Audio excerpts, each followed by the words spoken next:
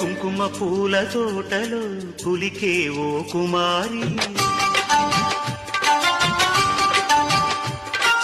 లేని బంగారు చీరలు మెరిసే ఓ వయ్యారి.